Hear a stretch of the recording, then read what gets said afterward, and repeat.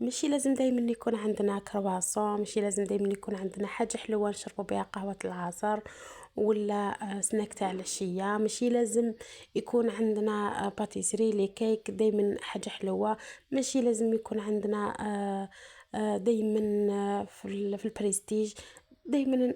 دايما البريستيج دايما حاجة حلوة. نبدلو شوية نديرو حاجة خفيفة، غير بكاس تاع السميد وانتي درتي احلى او احلى واحلى حرشة.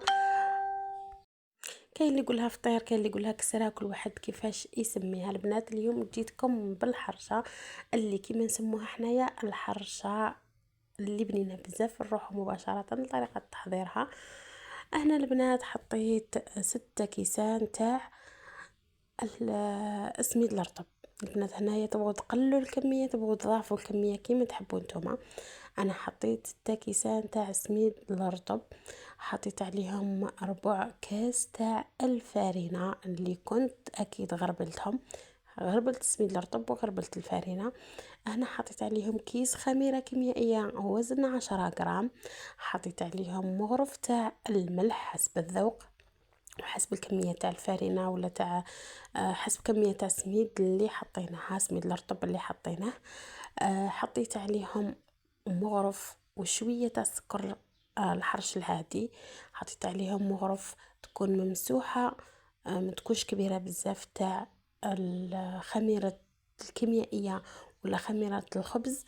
هنا البنات حطيت عليهم ايضا كاس تاع الزيت. هنا البنات الزيت كيما تحبوا تخلطوها بزيت الزيتون، تحبوا تخلطوها بالزبدة ولا بسمن، يبقى اختياري لكم.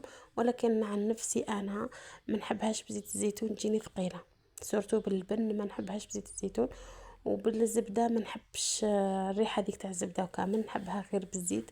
تجي خفيفه البنات، ما تقهمش بزاف، ما تحسيش روحك ثقيله بها، تحسي روحك خفيفه كي تاكليها.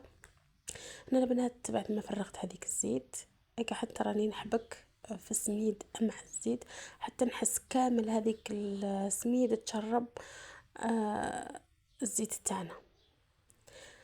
نبغى غير نحبك البنات كيما راكم تشوفوا في الصورة، وماني راح نحي لكم ولا ثانية منه باش تشوفوا كامل التفاصيل. كاين بزاف يعرفوا يخدموها، وكاين كل وحده والطريقه تاعها، وكل وحده والمقدور تاعها اللي تقدر تخدم به ايضا. هنا البنات هذه حاجه زعما اللي قلت لكم اقتصاديه يعني تاكلوا حاجه بنينه، ماشي حاجه وصاي، حاجه بنينه.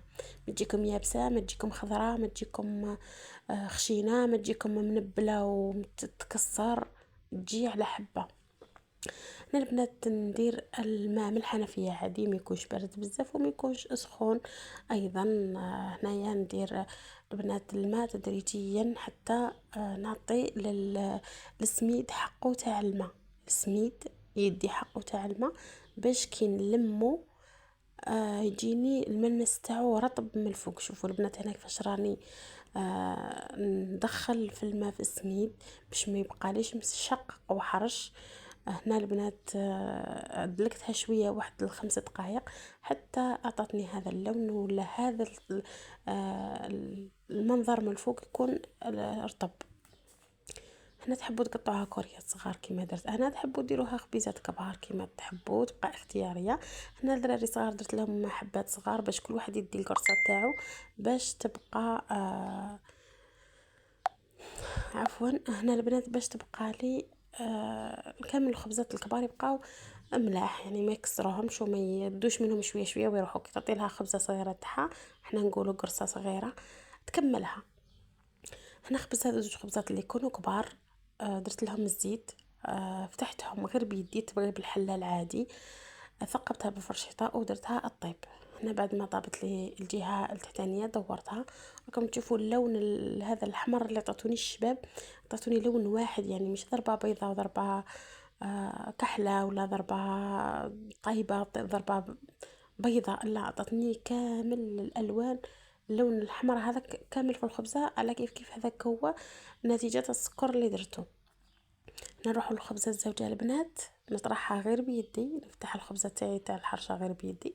تحبي بالحلال عادي شي يرجع لك. هنا المبتدئات ولا اللي ما يعرفوش للعجين بزاف، من الافضل يفتحوا بالحلال باش ما ينغبنوش.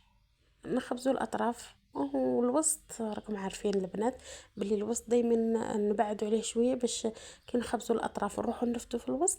ما يجيناش الوسط رقيق والأطراف يبقاو نخشان يجينا كاع على سمك واحد. دركم تشوفوا معايا كيفاش نقسمها جيتني الخبزة على سمك واحد البنات. هنا بعد ما خبزتها درتها في الطاجين. شوفوا البنات الرمية تاعها في الطاجين يجيك سهل، ما تتكسر ما تتفتت، العجينة تبقى هي. نعبز عليها شوية من الفوق باش تدي لي الشكل ولا اللون، يبقى لي اللون الاحمر هذاك يبقى لي كامل الخبزة. نثقبها بالفرشيطة، نسيت ما ثقبتهاش فوق الطابلة كيما خبزتها. ثقبتها بالفرشيطة ونخليها طيب. بعد ما تدلي هذه الفقاعات الصغار لكم تشوفوا فيهم. شوفوا هنايا نقلبها، شوفوا هنا البنات كيفاش نقلبها ما تتكسرليش كامل تجيني سهله. نبقى غير نعبز عليها بالفرشيطه من الفوق، واللي عندها هذيك اللوحه اللي نطيبوا بها زعما احنا نقولوا هذيك اللوحه اللي نعبزوا عليها من الفوق تحبز بها على الخبزه تاعها تجيها كامل حمراء كيف. هنا انا ما عنديش غير بالفرشيطه وعبزت عليها حتى ادات هذاك اللون الاحمر الشباب كامل اللي كي تشوفيه يشهيك وخليك باش تاكلي. هنا شوفوا البنات تلقم هذه الطريقه اللي تخلي الحرشه تاعكم تجي تشهي، ما تجيش منبله وبلاصه كحله بلاصه بيضاء ولا منبله بدك الفقاعات الكحلين هذوك اللي يجوا هكا ينحرقونا بالخف. شوفوا هنا البنات ما كاش حتى داك الدخان اللي تطلقوا لنا الطاجين. شوفوا كيفاش كأنه راني مطفيه على النار، وهنا النار راهي زايده وراهي سخونه. يعني النار راهي زايده يعني ماهيش نار قليله وراها عادي.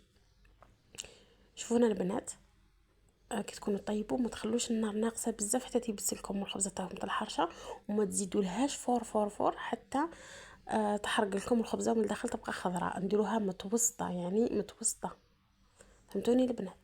وهنايا بعد ما كملت دوك زوج خبيزات راكم تشوفوا البنات كيفاش جاتني الله ما تتفتتش.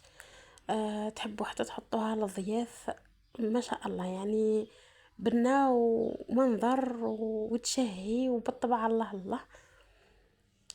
هنا البنات دوك نقسم معكم حبه تشوفوها، نقسم معكم خبزه تشوفوها كيفاش جاتني على سمك واحد وكيفاش جاتني من الداخل دايره. راهي تشهي البنات.